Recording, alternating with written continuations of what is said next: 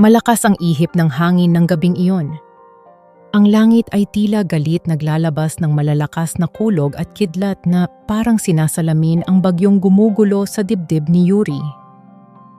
Basang-basa ang suot niyang damit habang patuloy siyang naglalakad sa madilim na eskinita, walang direksyon, walang pakay basta makalayo lang. Ang bawat yapak niya sa putikan ay parang dagundong ng pusong sugatan. Bakit ganito?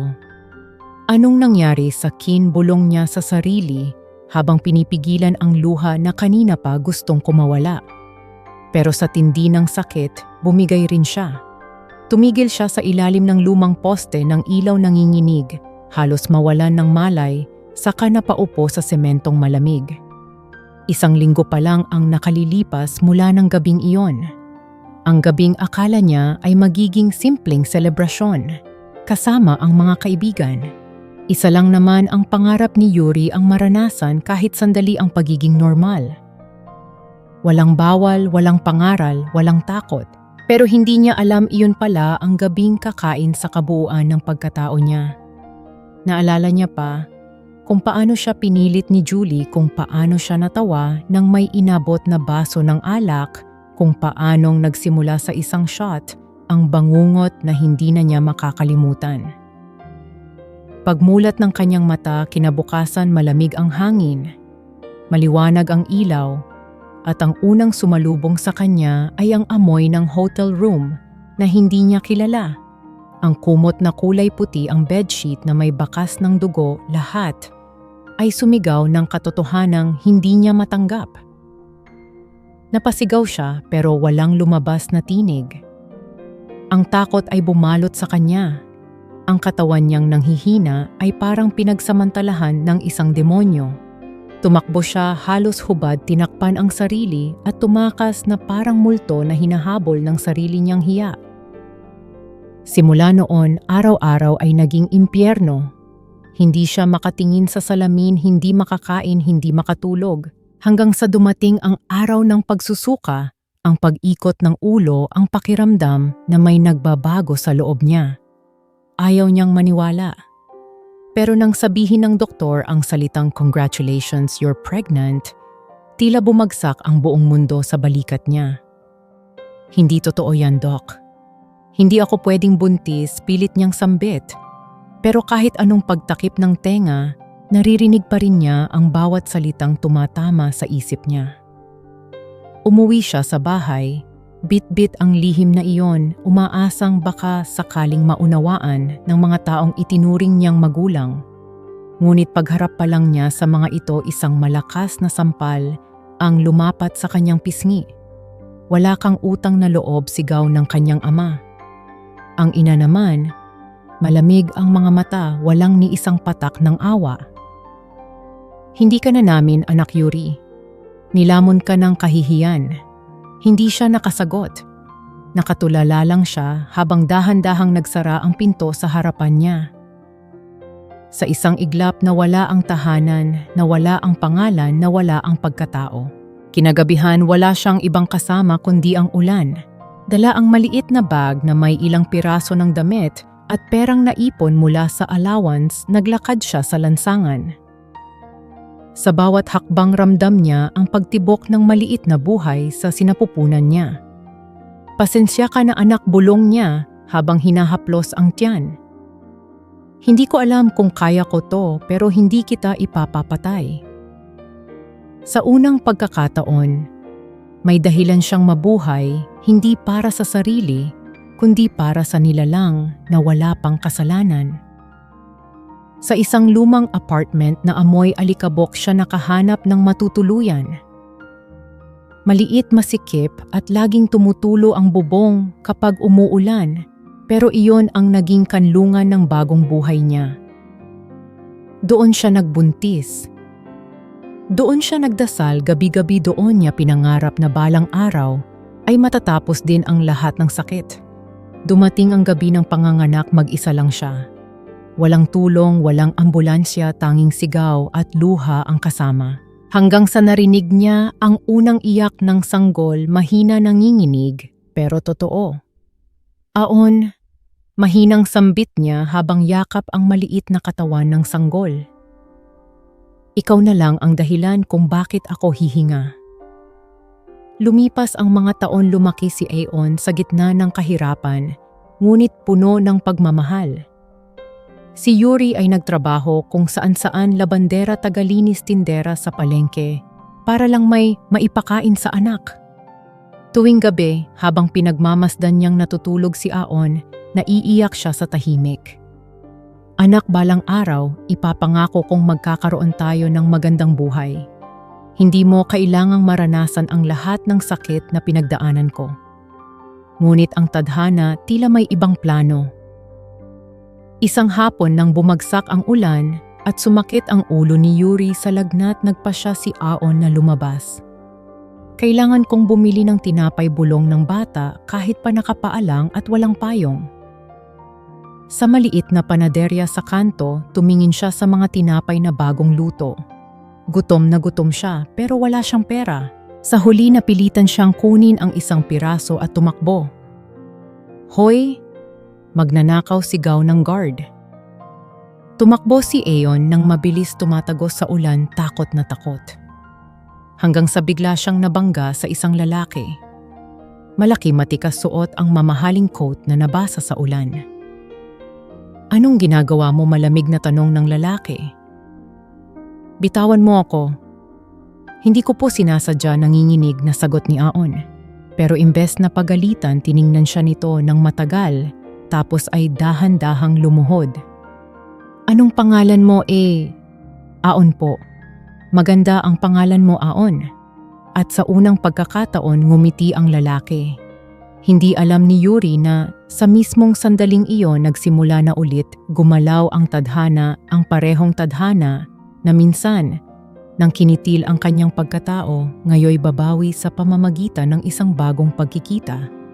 Bumilis ang tibok ng puso ng lalaki habang nakatitig sa batang kaharap niya.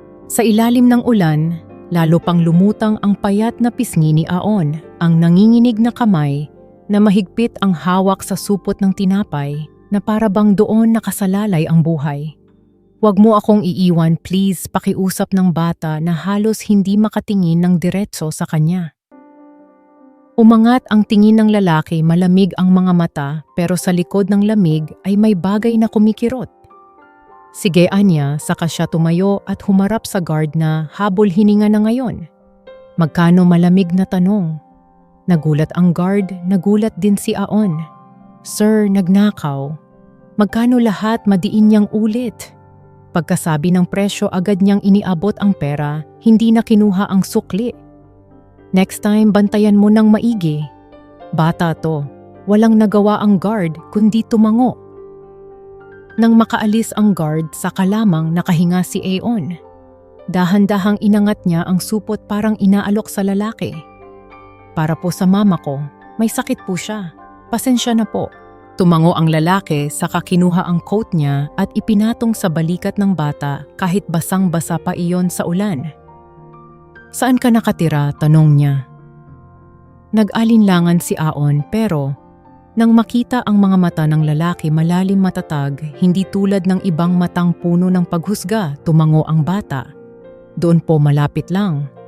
Huwag po kayong maingay. Natatakot po yung mama ko sa mga estranghero.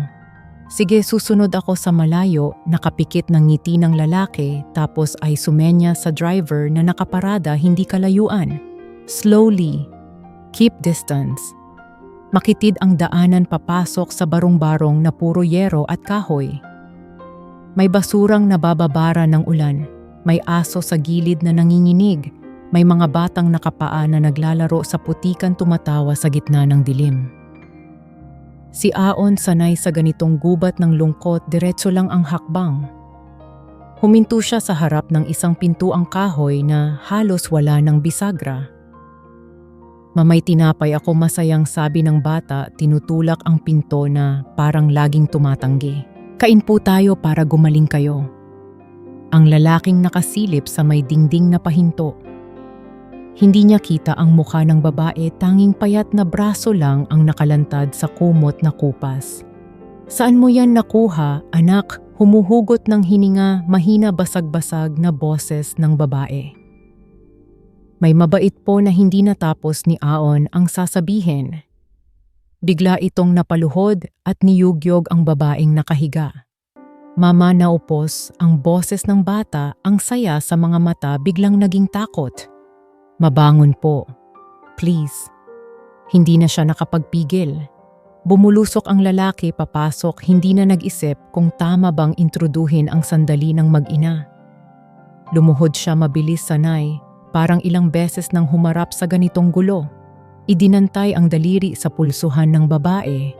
May tibok, mainit, sobrang init na parang nagliliyab. Buksan ang pinto, utos niya kahit bukas na parang gusto lang niyang buksan ang hangin para pumasok ang kaunting pag-asa. "Sir, tulungan niyo po si Mama," umiiyak na muli si Aon. Opo, Michaeling, tugon niya, pero sa loob-loob, may kung anong kilala sa hindi pamilyar na mukha ng babae kahit natatakpan ng buhok at luha. Maingat niyang binuhat ang babae. Mabigat hindi dahil sa timbang kundi dahil sa bigat ng taon-taong pagod na dumagan dito. Inalalayan si Aon na mauna sa kamabilis na lumakad palabas. Binabaybay ang makitid na daan na parang pasilyo ng isang lumang alaala. Buksan utos niya sa driver na kanina pa nakaalalay. Nearest hospital. No stops. Sa loob ng sasakyan, yumakap si Aon sa supot ng tinapay na parang unan. "Mahuwag niyo po akong iiwan," bulong niya, pinupunasan ang pawis sa noo ng babae gamit ang basahan niyang medyo malinis. Ang lalaki nakatingin lang. Wala siyang sinasabi pero sa bawat segundo mas lalong humihigpit ang bagabag sa dibdib niya. Bakit parang dati na niya itong nadama? Bakit pamilyar ang pangamba na ito, ang kaba, na baka mawala ang isang taong hindi pa man niya lubos na kilala? Pagdating sa ospital, mabilis ang lahat. "Mga nurse, stretcher, tanong pirma." Private room, putol niya sa salitang ward na inaalok ng receptionist. "Sir, may kamahalan po, Private Mariin," parang utos na walang pwedeng tutulan. Tumango ang lahat. Ilang minuto lang dinala na si Yuri, ang babaeng ang pangalan ay madidinig lang niya matapos ang bagyo, sa isang silid na maliwanag, malamig, malinis. Sa labas ng pinto, nakaupo si Aon sa bangko, hawak pa rin ang supot ng tinapay na ngayoy lamig na. "Kain ka muna," wika ng lalaki. Umiling ang bata. "Para kay Mama po ito. Kailangan mo rin ng lakas." Tumango si Aon, pero hindi niya dinala sa bibig ang tinapay. Tinitigan lang niya iyon at mula sa gilid ng mata dahan-dahang gumulong ang luha. "Sir, babayaran ko po to. Balang araw, mag-iipon po ako. Magtatrabaho po ako." Napangiti ng bahagya ang lalaki, ngiting hindi niya madalas ibinibigay. "Huwag mong isipin yan. Guminhawa lang muna ang mama mo." Lumipas ang magdamag. Minsan ay nadidinig nilang umuubo ang babae sa loob. Minsan ay tumitigil ang lahat, parang humahabol ang oras sa sarili. Naidlip si Aon sa balikat ng lalaki. Sa katahimikan ng koridor, rinig ang tiktak ng wall clock, rinig ang ugong ng aircon, rinig ang sariling tibok ng puso. Kaya nang marinig niya ang mahina, gasgas na boses na mula sa loob, Aon, parang may kung anong humulagpos sa dibdib niya. "Gising na si Mama mo," bulong niya sa bata, marahang ginising ito. Bumukas ang pinto. Maputla, mapayat, pero gising, nakatitig sa kisame na parang hindi makapaniwala sa liwanag. Dahan-dahan siyang umupo, saka napapikit sa sakit. Masigaw ni Aon, tumatakbong pumasok. Napakapit si Yuri sa kamay ng anak, hinalikan ang buhok nito, tumawa ng mahina at sabay umiiyak. "Anak, pasensya na. Huwag po kayong mag-sorry, Ma. Gagaling na po kayo." Nasa may pintuan lang ang lalaki, tahimik, parang aninong nagbabantay. Nang magtama ang kanilang mga mata, natigilan pareho. Parang humaba ang isang segundo sa pagitan nila.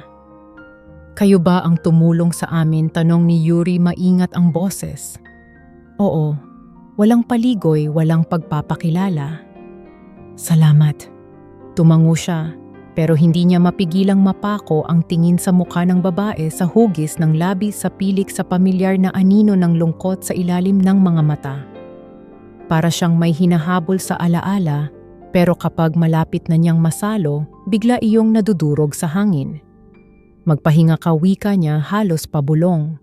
3 araw sabat ng nurse na pumasok para mag-check ng vital signs. Kailangan pong ma-stabilize ang lagnat at hydration. Tumango si Yuri pero kita sa mata ang kaba. Wala kaming pambayad. Mabilis ang sagot ng lalaki. Ako na. Napakunot ang noo ni Yuri. Hindi niyo naman ako kilala. Hindi rin ako sanay tumulong tapat. Nasagot niya, nagulat pati ang sarili sa sinabi. Pero ngayon hayaan mong ako ang bahala. Sa susunod na araw, unti-unting bumalik ang kulay sa pisngi ni Yuri. Si Aon ay parang kiti-kiti sa gilid ng kama. Lagi niyang inaayos ang kumot. Nilalagay ang tinapay sa plato. Sinasabi sa mama niya ang mga bagay na nakikita sa bintana. May ibon doon, oh. Ang ganda ng ulap. Maamoy gamot dito. Natatawa si Yuri, umiikot ang mga mata. Pero sa loob-loob niya kumakalas ang isang matagal ng bigat. Hapon.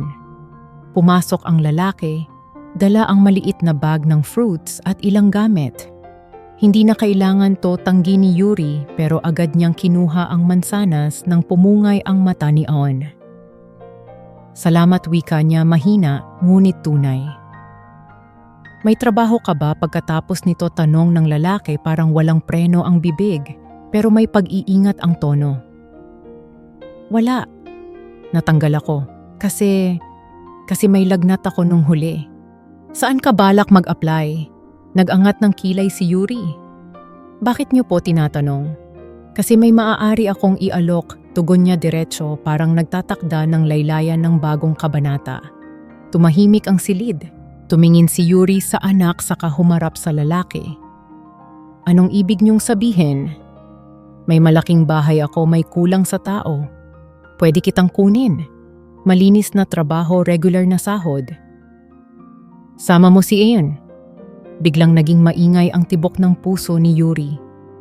Hindi ko kailangan ng awa, matapang niyang sagot kahit nanginginig ang kamay sa ilalim ng kumot. Hindi ito awa, malamig, pero hindi malupit ang boses ng lalaki. Praktikal na alok. Gagaling ka rito pero pag uwi mo, babalik ka sa parehong gulo. Hindi mo kasalanan yon. Sistema yon. Kaya kung may pagkakataong umangat, kahit kaunti kunin mo. Para sa anak mo, umigting ang lalamunan ni Yuri. Tila nilamon ng katahimikan ang buong silid. Sa labas may tunog ng gulong ng trolley, may tawanan ng 2 nurse. Sa loob na roon ang 3 tao, isang babae na bagong angat mula sa lagnat, isang batang lalaki na kasing liwanag ng buwan, at isang lalaking may dalang biyahe na hindi niya maipangalanan. Kung tatanggapin ko, marahan ang tinig ni Yuri, walang ibang kapalit, trabaho lang. Nagdikit ang titig nila.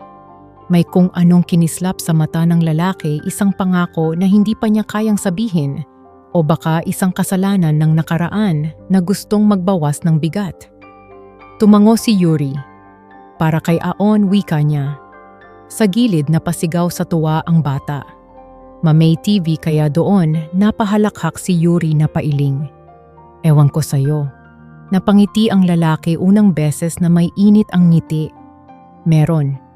Kinabukasan mas matibay na si Yuri. Naglakad-lakad siya sa silid, hawak ang braso ni Aon. Parang tinuturuan muli ang mga paa na sumayaw sa sahig ng isang buhay na hindi na ganoon kabigat. Bago sila lumabas ng ospital, dumating ang lalaki, bit-bit ang ilang kasangkapang pang-unang araw, simpleng damit, medyas, sapatos na kasya kay Aon. Tama na yan, sabi ni Yuri, pero hindi niya mabu.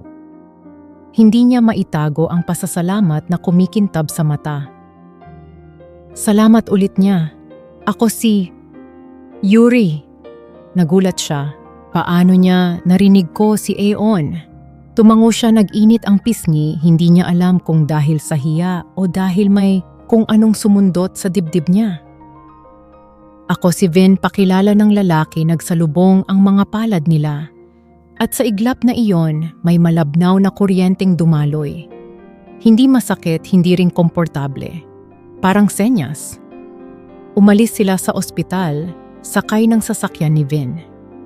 Sa salamin, unti-unting lumiliit ang gusaling iyon, unti-unting nawawala sa likod ang amoy ng gamot at ilaw na malamig. Sa unahan, humahaba ang kalsada patungo sa isang bahay na hindi pa nila nakikita, patungo sa simula ng kung anong hindi pa kayang pangalanan ni Yuri. Hinawakan niya ang kamay ni Aon.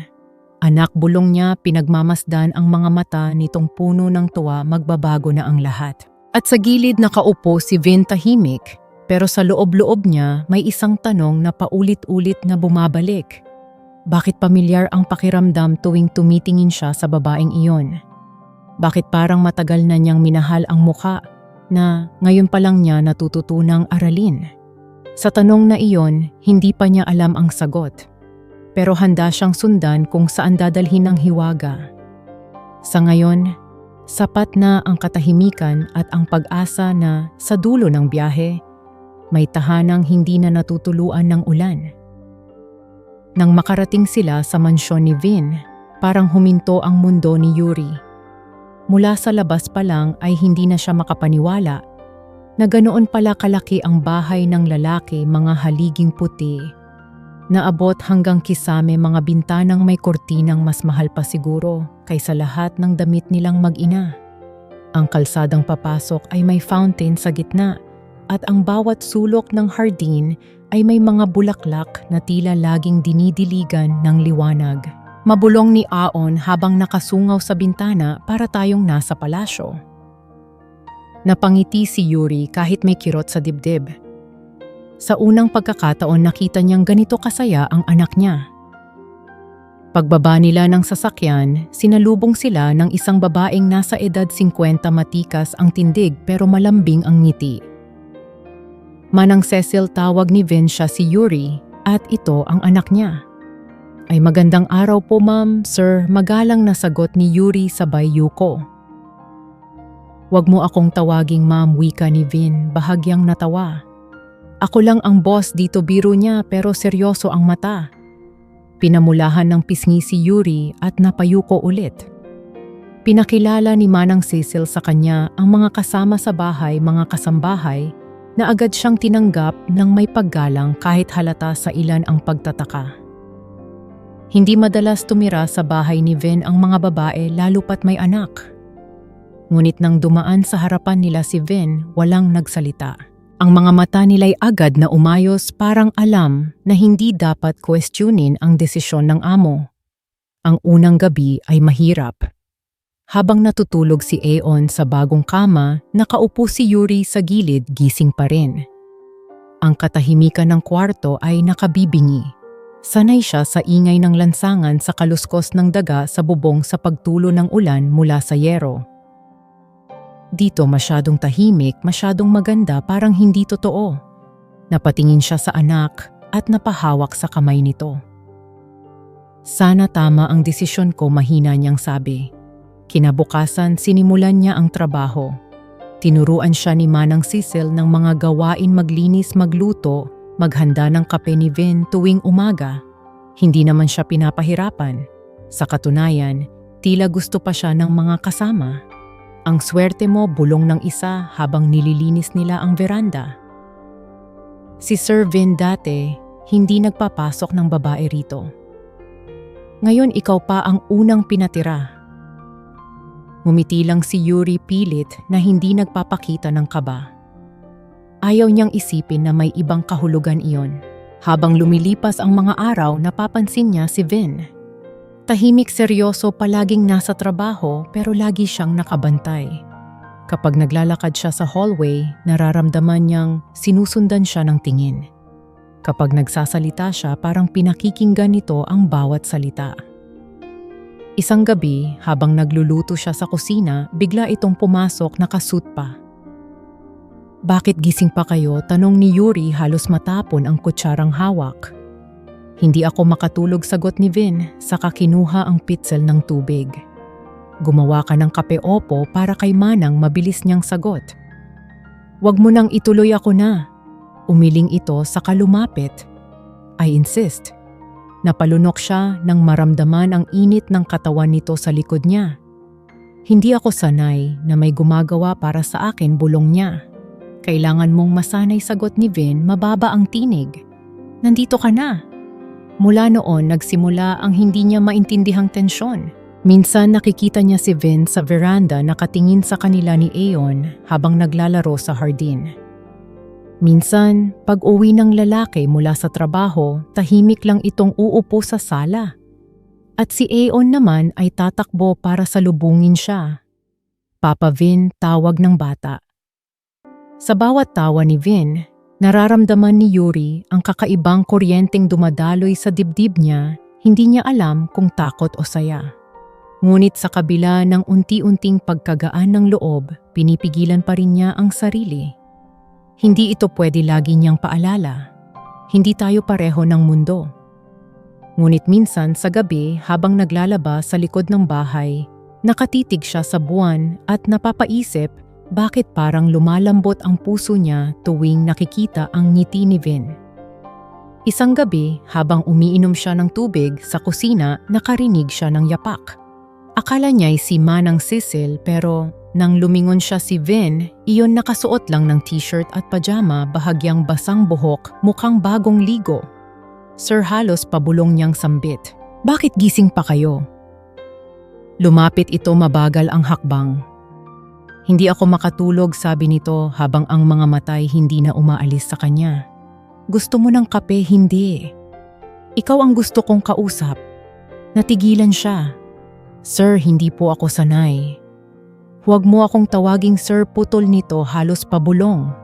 Vin lang. Napaatras siya ng kaunti pero inabot nito ang baso at inilapag sa mesa. Ang katahimikan ay parang hangin na mabigat. Salamat sa lahat ng ginagawa mo, sabi ni Vin. Mabuti kang tao, Yuri. Ginagawa ko lang po ang trabaho ko, mahinang sagot niya. Hindi mo kailangang maging mabait sa akin. Baka gusto ko lang, sagot ng lalaki, bahagyang nakangiti pero may lalim sa mga mata. Baka gusto kong makita kang ngumiti rin. Hindi siya nakasagot. Ramdam niyang may namumuong init sa pagitan nilang dalawa, hindi apoy ng kasalanan, kundi apoy ng damdamin na matagal nang pinipigil ng hiya at takot. Vin, mahina niyang sambit, hindi ko alam kung anong iniisip mo pero mali ito. Anong mali? Lumapit ito, halos magdikit na ang kanilang hininga. Ang maramdaman ko to, hindi mo ako kilala. Kilala na kita, Yuri, bulong niya. Kilala kita sa paraan na hindi ko maipaliwanag. Napapikit si Yuri. Ramdam niya ang tibok ng puso niya mabilis magulo. Hindi ako pwedeng magmahal ulit, mahina niyang sagot, pilit na lumalayo. May mga sugat na hindi pa naghihilom. Kung ganon marahang, sabi ni Vin, hayaan mong ako ang magpagaling. Lumipas ang gabi na pareho silang gising, pero hindi na muling nag-usap. Sa mga sumunod na araw, tila walang nagbago. Si Yuri tuloy sa trabaho. Si Vin abala sa negosyo. Pero sa tuwing magtatama ang kanilang mga mata, may bahid ng mga salitang hindi kailanman binigkas. At sa gitna ng lahat ng iyon, si Aon, masayang naglalaro, walang kamalay-malay sa unti-unting pag-inog ng kapalaran ng kanyang mga magulang. Sa ilim ng iisang bubong, nagsisimula ng magkabuhay ang isang kwento ng pag-ibig na matagal nang ipinagpaliban ng tadhana. Lumipas ang mga linggo at unti-unting naging kakaiba ang lahat. Sa bawat araw na magkasama sila ni Vin, hindi na niya kailangang magsalita para maintindihan ito. Kapag pagod siya, bigla na lang may lalapag na tasa ng mainit na tsaa sa harap niya. Kapag nag-aalala siya sa anak, may laruan na ibinibigay si Vin kay Aon na tila alam kung paano nito mapapangiti ang bata. Hindi niya alam kung kailan nagsimula, pero tuwing nakikita niya ang lalaki, para bang tumitigil ang paligid. Sa mga mata nito, may kung anong bagay na nagiging tahanan sa gitna ng lahat ng takot niya. Isang umaga habang nag-aalmusal sila sa kusina, napansin ni Vin na tahimik si Yuri. May problema ba, tanong nito? Wala naman sagot niya, pero hindi tumigil ang paglalim ng titig ng lalaki. Kung gusto mong umuwi para bisitahin ang mga kaibigan mo, sabihin mo lang. Hindi na kailangan mabilis niyang sagot at napayuko. Ayaw niyang umalis sa bahay na iyon. Ayaw niyang mawala ang katahimikang unti-unting bumabalot sa kanya. Pero sa loob-loob niya, alam niyang ang kapayapaang iyon ay parang bula maganda pero marupok. Minsan sa gabi si Aeon ay nakahiga sa tabi niya payapang natutulog. Si Yuri naman nakatingin sa kisame, iniisip kung bakit tila unti-unti siyang nilulunod ng damdamin na hindi dapat. Hindi ako pwedeng bulong niya. Hindi ako dapat magmahal ng tulad niya. Ngunit kinabukasan paglabas niya ng kwarto, naroon si Vin nakasandal sa may pinto, tahimik na nakatingin sa kanya. "Good morning, Anito." At bago pa siya makasagot, dahan-dahan siyang hinawakan nito sa kamay. "Vin." Hindi niya na ituloy. Lumapit ang lalaki at bago pa siya makaiwas, naramdaman niya ang labi nitong dumampi sa kanya, mabagal, maingat, parang tanong na ang sagot ay nasa hinga niya. Nang maghiwalay sila, parehong hingal, parehong tulala. "Bakit mo ginawa yon?" Halos pabulong na tanong ni Yuri. "Kasi hindi ko na kayang itago," sagot ni Vin, diretso, walang alinlangan. "Hindi ko alam kung paano nangyari, pero gusto kita, Yuri. At kung kasalanan man ito, handa akong managot." Hindi siya nakasagot. Ang puso niyang dati puno ng takot ay ngayon napupuno ng pag-asa. Sa unang pagkakataon, nakaramdam siya ng kalayaan ng pagmamahal na hindi humihingi ng kapalit. Simula noon, nagbago ang lahat. Hindi na siya pinagtatrabaho ni Vin. Sa halip, ito mismo ang gumagawa ng paraan para mapadali ang araw niya. Si Aeon mas lalong naging masigla. Tinatawag na nito si Vin na Papa at tila hindi naman tinatanggihan ng lalaki. Lumipas ang 2 buwan at dumating ang araw na ipinakilala siya ni Vin sa mga magulang nito. Naka-best dress siya noon, nanginginig sa kaba habang hawak ang kamay ng anak. Relax bulong ni Vin habang papasok sila sa malaking bahay. "They'll love you." Pero sa unang tingin pa lang ng ina ni Vin, alam na niyang hindi. Malamig ang mga mata, ng ginang matalim ang ngiti. So ito pala si Yuri, malamig nitong sambit habang nakaupo sa harap ng mesa. Tumango si Yuri, magalang na yumuko. "Magandang gabi po." "At ito ang anak mo?" tanong ng ina, sabay tingin kay Aeon na nakatago sa likod ni Vin. "Opo," mahinang sagot ni Yuri. Magalang naman pala, tugon ng ina, pero ang tono ay may lason. Sa unang tingin, tila maayos ang hapunan. May kwentuhan, may halakhak, pero sa ilalim ng bawat ngiti ng ginang ay may galit na tinatago. Hanggang sa matapos ang pagkain, bigla nitong inilapag ang isang puting sobre sa harap ni Yuri. "Ano po ito?" tanong niya. "Check," malamig na tugon ng ginang. "Para hindi ka na mahirapan, umalis ka na sa buhay ng anak ko." Nanigas si Yuri. "Ma'am, hindi ko po. Wag mo akong tawaging ma'am. Alam kong gusto mo lang ang pera namin. May anak ka sa iba. Tapos gusto mong gamitin si Vin para mabuhay ulit sa luho. Hindi ka bagay sa pamilya namin." Napatayo si Yuri, nanginginig ang labi. "Hindi po ako ganong klaseng babae." Talaga balik ng ginang at dahan-dahang itinulak sa kanya ang sobre. "Kung totoo yan, tanggihan mo to at mawala ka sa buhay ng anak ko." Nakatingin lang si Yuri sa papel, nangingilid ang luha. "Ma'am, mahal ko po si Vin. Hindi ko siya ginagamit." Mahal, tumawa ang ginang mapait. "Wala kang karapatang magsabi ng salitang mahal sa harap ko. Ang kagaya mong babae marumi. Hindi na niya natiis." "Wala po kayong alam sa pinagdaanan ko," umiiyak na sagot niya, pero tumayo ang ginang at nilampasan siya. "Tandaan mo, to," malamig nitong bulong bago umalis. Kapag hindi mo iniwan si Vin, sisiguraduhin kong mawawala sa iyo ang anak mo. Pag uwi nila, tahimik lang si Yuri. Hawak niya ang kamay ni Aon habang nakasakay sa taxi. Masaan po tayo pupunta, tanong ng bata. Sa bahay ni Ninang Gina mo, anak, sagot niya pilit na nakangiti. Vacation lang tayo sandali. Sa isip niya, lumuluhod siya sa mga salita. Patawad, Vin. Isang buwan ang lumipas at araw-araw ay lumuluha si Yuri habang pinagmamasdan ang litrato nila ni Vin sa cellphone. Hindi niya inasahan na ganito kasakit ang lumayo. Isang gabi, habang nagluluto siya sa bahay ni Gina, may kumatok sa gate. Baka delivery, sabi ni Gina, pero nang buksan ang pinto, natigilan si Yuri. Si Vin iyon basang-basa ng ulan, may hawak na brown envelope. Bakit mo ko iniwan, tanong nito, nanginginig ang boses. Sinabi ko sa'yo, hindi kita iiwan kahit ano pa ko. Vin, hindi mo naiintindihan. Naiintindihan ko, putol niya sabay abot ng envelope. Buksan mo. Nang buksan ni Yuri, halos mawalan siya ng hininga. Litrato, dokumento at isang papel na may 3 salitang nagpabago sa lahat. DNA test result, 99.9%. Match. Napahawak siya sa bibig, nanlaki ang mata.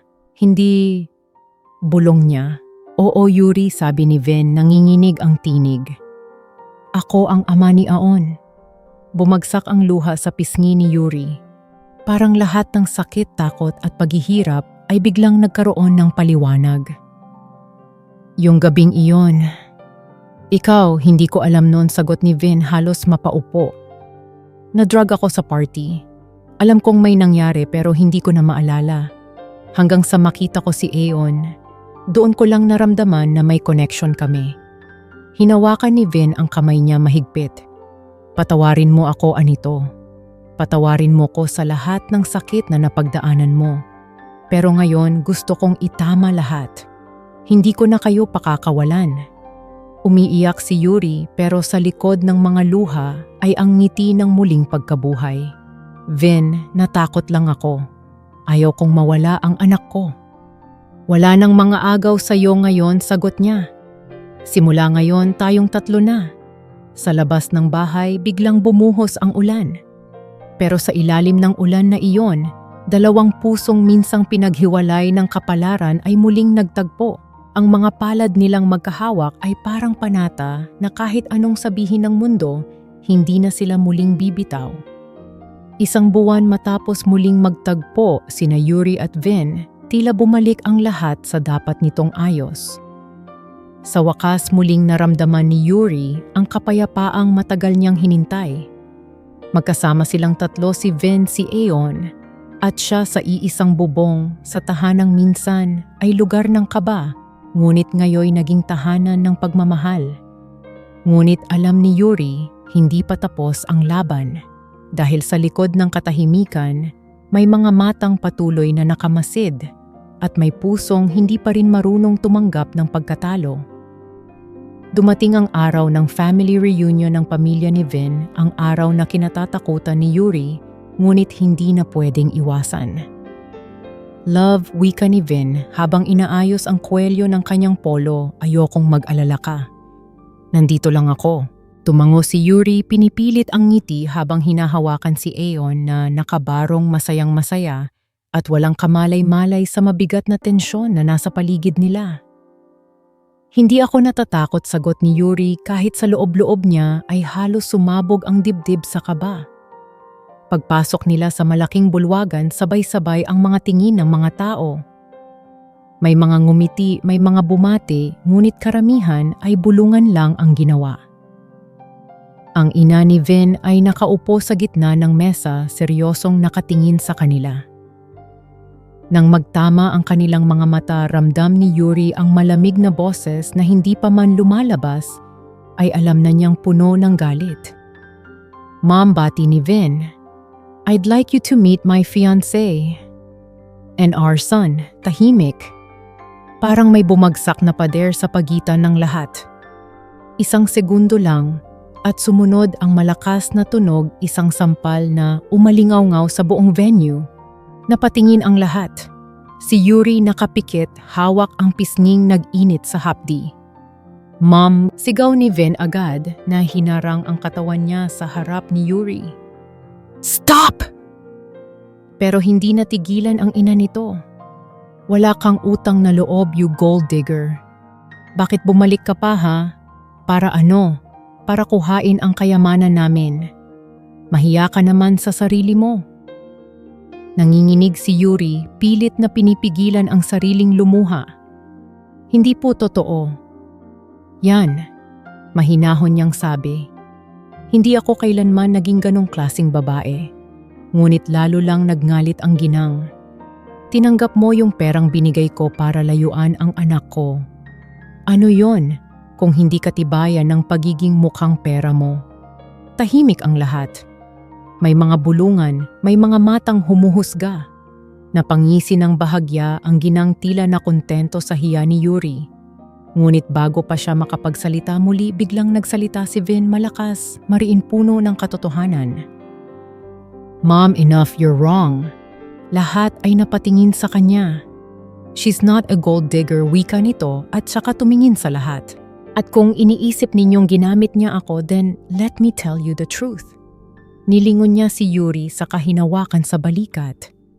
I am the father of her child. Nagulat ang lahat. Napasinghap ang mga tao at halos mabitawan ng ina ni Vin ang hawak nitong baso. What halos pasigaw nitong sagot. Anong pinagsasabi mo? Totoo ma'am, sagot ni Vin matatag. Ako ang ama ni Aeon. Ako ang lalaking nagdulot ng sakit sa kanya noon. Ako ang dahilan ng mga luha niya. Hindi ko alam noon pero alam ko na ngayon. At kung may dapat kang sisihin ako yon, hindi siya. Namilog ang mga mata ng ginang na paatras, parang nawalan ng lakas. Hindi pwedeng totoo yan. Ito ang katotohanan, sagot ni Vin habang nakatingin sa kanya ng diretso. At kung kailangan kong ipaglaban si Yuri laban sa lahat, gagawin ko. Tahimik si Yuri nanginginig pero sa unang pagkakataon tumingin siya ng diretso sa ina ni Vin. Tama na po, mahina ngunit matatag ang boses niya. Ayokong lumaban sa inyo dahil ina po kayo ng taong mahal ko. Pero huwag niyo na po akong saktan at huwag niyong idamay ang anak ko. Lumapit ang ginang nanginginig sa galit. Ngunit bago pa man nito magawang hampasin si Yuri, mabilis itong nasampal ni Yuri nang malakas isang tunog na umalingaw-ngaw sa paligid. Napasinghap ang lahat. Oo, wika ni Yuri, titig na titig sa ginang. Sinampal ko po kayo. Hindi dahil wala akong respeto kundi dahil minsan kailangang ipagtanggol ng babae ang sarili niya. Ayokong pumatol pero sinagad niyo na ako. Napatigil ang ginang ng lalaki ang mata. Si Vin naman, parang nawala sa sarili, nakatingin lang sa kanila gulat sa tapang ni Yuri. Ma'am, dagdag pa ng babae marahan, ngunit may apoy sa tinig. Hindi ako perpekto. May mga pagkakamali ako. Pero hindi ako masamang tao. Hindi ko kailanman ginamit ang anak niyo at hindi ko kailanman ginamit ang pagmamahal. Kaya kung hindi nyo man ako matanggap ngayon, tatanggapin ko yon. Pero hindi ko iiwan ang lalaking mahal ko. Tahimik, walang gumalaw. Hanggang sa marinig nilang marahang naglakad si Vin papunta sa tabi ni Yuri, sa kanito, hinawakan ang kamay niya at hinila palapit. Let's go love, wika ni Vin. Mariin, puno ng dangal. Tumango si Yuri at magkasabay silang lumabas ng bulwagan habang pinipigilan ng ama ni Vin ang kanyang asawa. Paglabas nila, huminto si Vin sa may pinto, saka marahang hinila si Yuri palapit. Hindi pa man ito nakakapagsalita, agad siyang hinalikan ni Vin madiin. Matagal puno ng lahat ng damdamin na hindi niya masabi kanina. Nang maghiwalay sila, parehong hingal, parehong umiiyak. I'm so proud of you, love, bulong ni Vin, at ngumiti si Yuri sa gitna ng mga luha. I love you, Vin. I love you too, sagot nito sabay halik muli marahan ngayong parang panata. Lumipas ang ilang buwan at sa wakas dumating ang araw ng kasal. Sa loob ng simbahan, nakasuot ng puting bestida si Yuri habang si Vin naman ay nakaitim na tuxedo. Sa gitna ng altar habang tinatanggal ni Vin ang belo niya, nagkatitigan silang dalawa at doon sa harap ng Diyos at ng lahat nakita ni Yuri ang buong kabayaran ng bawat sakit na pinagdaanan niya. You may now kiss the bride, sabi ng pari. Naghiyawan ang mga bisita habang magkahinang ang labi nila. Sa gilid nakangiti si Aeon, bit-bit ang basket ng bulaklak at sa tabi nito ay nakatayo ang mga kaibigan ni Yuri sina Gina, Julie at Charis na umiiyak sa tuwa. Sa likod nakaupo ang mga magulang na minsang nagpalaki kay Yuri, nakangiting pumapalakpak. At kahit ang ina ni Vin na dati puno ng galit ay naroon din tahimik ngunit may bakas ng pagtanggap sa mga mata. Habang naglalakad silang mag-asawa palabas ng simbahan, mahigpit ang hawak nila sa isa't isa. Sa labas, sinalubong sila ng ulan hindi mabigat, kundi banayad tila basbas ng langit. Napahawak si Yuri sa dibdib ni Vin, nakangiti habang pinagmamasdan ang anak nilang sumasayaw sa gitna ng ulan. Tingnan mo siya, sabi ni Yuri, masaya na talaga siya. Hindi lang siya sagot ni Vin, sabay halik sa noo niya. Ikaw rin. Tayo. At sa ilalim ng langit na puno ng liwanag at ulan nagtagpo ang tatlong kaluluwang minsang pinaghiwalay ng tadhana. Mula sa luha ay naging saya, mula sa sakit ay naging pag-ibig at mula sa pagkawasak ay isinilang ang panibagong simula. Dahil sa huli natutunan ni Yuri na ang tunay na kapatawaran ay hindi lang ibinibigay sa iba kundi sa sarili. Basta't huwag tayong magtanim ng galit, bulong niya habang nakatingin sa kalangitan. Dahil sa dulo ang Diyos ang bahalang bumawi para sa atin. Napangiti si Vin, hinawakan siya sa baywang at sabay silang lumakad papalayo tangan ang pangakong magmamahalan hanggang sa huling patak ng ulan.